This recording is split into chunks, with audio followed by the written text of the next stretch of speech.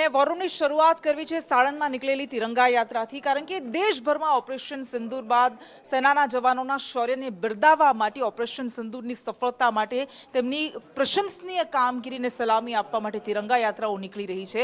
અને અમદાવાદના સાણંદમાં પણ 1 કિલોમીટર લાંબી આ તિરંગા યાત્રા નીકળી હતી, જેમાં કેન્દ્રીય ગૃહમંત્રી અમિત શાહ પણ જોડાયા હતા.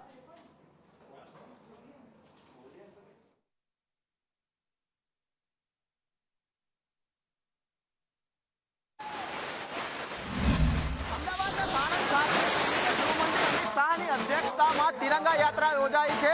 ભારતીય સૈન્ય દ્વારા જે પરાક્રમ કરવામાં આવ્યું હતું આતંકવાદી હુમલા બાદ, જે આતંકવાદી શોધી અને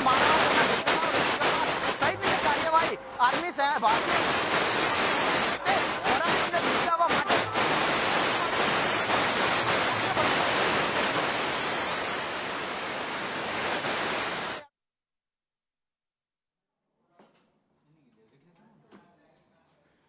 શૌર્યના સન્માન માટે આ તિરંગા યાત્રા નીકળી રહી છે. દેશભરમાં અલગ અલગ શહેરોમાં ખૂણે ખૂણે આ યાત્રા કાઢવામાં આવી રહી છે અને સેનાના જવાનોને સલામી આપવામાં આવી રહી છે. ત્યારે અમદાવાદના સાણંદમાં આ 1 કિલોમીટર લાંબી નળસરોવર 4 રસ્તાથી તિરંગા યાત્રા નીકળી હતી, જેમાં કેન્દ્રીય ગૃહમંત્રી અમિત શાહ પણ આ તિરંગા યાત્રામાં જોડાયા હતા. આપણે જોયું કે 22 તારીખે પહલગામ આતંકી હુમલો થયો અને ત્યારબાદ 7 તારીખે ઓપરેશન સિંદૂર દ્વારા જે રીતે આતંકિસ્તાનને જવાબ આપવામાં આવ્યો હતો અને સતત 4 દિવસ બંને દેશ વચ્ચે જે ઘર્ષણ સર્જાયું હતું તેમાં ભારતીય સેનાના જવાનોએ શૌર્ય બતાવ્યું હતું અને આતંકીઓના આકાને જે જડબાતોડ જવાબ આપ્યો હતો. દેશની સુરક્ષા કાજે ઘણા જવાનો શહીદ પણ થયા હતા અને નાગરિકોએ પણ જીવ ગુમાવ્યા હતા, પરંતુ તેમ છતાં પણ દેશના સાર્વભૌમત્વ માટે તેઓ ખડે પગે રહ્યા હતા અને પોતાના શૌર્યનો પરચો આપ્યો હતો. ત્યારે આજે ઓપરેશન સિંદૂરની સફળતા બાદ આ તિરંગા યાત્રા અમદાવાદમાં નીકળી હતી.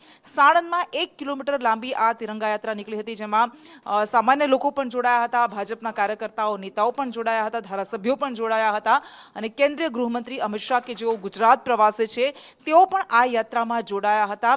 જોકે આન બાન શાન સાથે નીકળી રહેલી આ તિરંગા યાત્રા એ પુરાવો છે દેશના સેનાના જવાનોના શૌર્યનો, એમના બલિદાનનો, એમના વીરતાનો.